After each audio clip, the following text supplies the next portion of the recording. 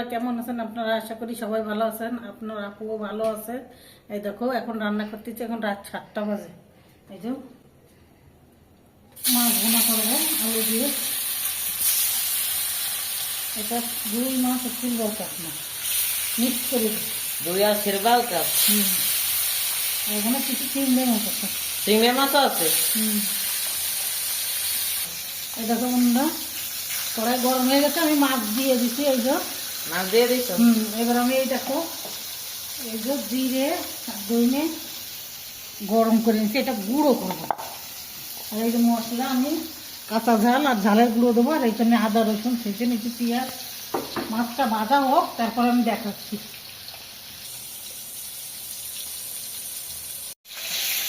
বন্ধুরা ভাজা হয়ে গেছে, এবারে আমি তুলে নিচ্ছি। এই দেখো আর কটা ভাজবো, কি সুন্দর হয়েছে ভাজা। এই যে বন্ধুরা আপনারা কিছু মনে করেন না, কেন আমাদের ভিডিও ছাড়তে হবে না। এটা ভিডিওটা না ছাড়লে আগে 10 দিন বন্ধ ছিল, 9 দিন ঠিক মতো না ছাড়লে তাহলে চ্যানেলটা ইয়ে হয়ে যাবে। এই জন্য আমি ছাড়তেছি, আপনারা কিছু মনে করেন না। কেন এই এখন যে সময় এই সময় হাসে খেলার না, আমাদের করতে হবে, তাই একটু কন্টেন্টটা করতেছি। কিন্তু সমস্যা হচ্ছে, সবারই সমস্যা হচ্ছে, আমাদেরও সমস্যা হচ্ছে। কেন সারা বাংলাদেশে সবার সমস্যা হচ্ছে, সবার ইনকাম বন্ধ হয়ে গেছে, সবারই সমস্যা হচ্ছে, শুধু যারা করতেছে তাদের না। কি বলবো বলো, আর বলার কিছু নেই। বলতে গেলেই তারে সব অ্যাড্রেস করবেন, কোনো বলার কোনো ভাষা নেই। আমাদের খুবই খারাপ লাগছে, সময় সময় মনে হচ্ছে কি যায় ওদের সঙ্গে যায় যোগ দিই, কিন্তু কী হবে বলো, কত মানুষ কত ওদের করতেছে, কিছুই তো হয় না। এটা সূক্ষ্ম বিচার হলে সব মানুষেরই ভালো হবে। কত হাজার হাজার ছেলেমেয়েরা আহত হচ্ছে, এই যে 200-250 জন নিহত হয়েছে, পুলিশরা মরতেছে, সাধারণ মানুষরা মরতেছে। এটা কি ভালো? সমাধান হয়ে গেলেই সব কিছুই ভালো আছে। এই দুনিয়ায় কোনো বিচার নেই, বিচার হবে একমাত্র আল্লাহর কাছে যায়। এই দুনিয়ায় কোনো বিচার নেই। কত কত মা বা ছেলে মেয়ে সন্তান এই যে এত পড়াশোনা করে এত লেখাপড়া করায় এই যে মরে গেছে, তাদের মা তাদের ফ্যামিলি কত কষ্ট হবে সেটা একমাত্র আমরাই জানি। কত কষ্ট সন্তান হারানি, কত কষ্ট যার না গেছে সে জানে না। আর পুলিশরা যে কত বিচার করবে, এটা একমাত্র আল্লাহই পারবে বিচার করতে, আর কেউ পারবে না। কি বলবো বলো, সবারই সমস্যা হচ্ছে। ভাজা হয়ে যাবে, তার দেখাবা। বন্ধুরা আমি এটা ভাজে নিই, তারপরে দেখাচ্ছি। বেশি কথা বললে আবার দেখা যাচ্ছে কি সমস্যা হতে পারে, এই জন্য সমস্যা আর কি, সবাই তো আছে পাশে। ভাজা হয়ে নোক, তারপর দেখাবো। আলু দিয়ে দিছি, কাঁচা ঝাল, রসুন, আদা, পেঁয়াজ বাইকে দিচ্ছি। ঝালের গুঁড়ি দিয়ে দিচ্ছি। ঝালের গুঁড়ো দিয়ে দিচ্ছ? হলুদ দিয়ে দিচ্ছি, লবণ দিয়ে দিই, হালকা একটু পানি দিই, মশলাটা কষাই না।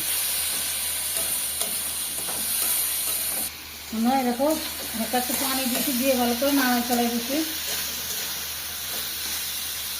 এবারে কষার পানি দিয়ে দিচ্ছি। কষার পানি দিয়ে দিছ? আলুটা বইলে যাক। আলুটা গলে যাবে? ডাইকে দেবো, ডাইকে দিবা?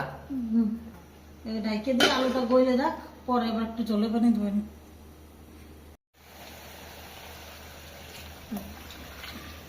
দিয়ে দিস? এই যে বন্ধুরা আমি ধনিয়া পাতাও দিয়ে দিছি, আর এই যে মাছটা দিয়ে দেবো, আর একটু জাল হবে, তারপর আমি নামাবো। এবার জাল দেবো আস্তে আস্তে হোক, ঢেকে দিই, তারপরে হয়ে না, তারপরে দেখাচ্ছি। আমি চা খাবো, চা বানাইছি। আমাকে বড় গুঁড়ো দিবা? জিরা ধুইনে গুঁড়ো করে দিছি, ফ্লেভারটা খুব সুন্দর আসবে, খেতেও ভালো লাগবে, ঘিরানো হবে ভালো, খাতেও স্বাদ লাগে। এই গুঁড়োটা দিলে অন্যরকম, কাঁচা মশলার তরকারি আলাদা, আর এই গুঁড়োটা দিলে এটার ফ্লেভার আলাদা, অন্যরকম লাগে, এটাই বেশি স্বাদ লাগে। আর একটু হোক, তারপরে আমি দেখাবো। আর একটু হোক, আর একটু ডাইকে দিই। দেখাচ্ছি। হ্যাঁ, পুরো ঢাকবো না, পুরো ঢাকলে ওই পানিটা পড়তেছে, হালকা একটু ঢেকে দিই। কিরম হয়েছে? বন্ধুরা, আমার তরকারিটা হয়ে গেছে, দেখো। কত সুন্দর কালার হয়েছে, আর দেখতেও কত সুন্দর হয়েছে দেখো। আর ঘিরান বাড়ছে ওই গুঁড়োটা দেওয়ার পরে, আর সুন্দর একটা ঘিরান বাড়ছে। আর দেখো আলু গলে গেছে। এবারে এইটুকু একটু রাখবো, কেন এইটুকু না রাখলে এই দেখো একদম মাখা মাখা হয়ে গেছে। একটু রাখবো আমি, এইটুকু না রাখলে খাবেন তো। দেখো বন্ধু কত সুন্দর হয়েছে। আপনারাও এই রেসিপিটা বাসায় তৈরি করে খাবেন, খুব সুন্দর। আর এরকম জিরে গরম মশলা এরকম গুঁড়ো করে লাস্টে একটু দেবেন, দেখো এত সুন্দর ফ্লেভার হবে, খেতে খুব লাগবে। অনেকজনও দেয়, আবার অনেকজনও দেয় না, কিন্তু দিয়ে দেখবে খুব সুন্দর লাগে। বন্ধুরা, ভিডিওটা এই পর্যন্তই। ভালো থেকো, সুস্থ থেকো, আর সাবধানে চলাফেরা করো। আল্লাহ হাফেজ।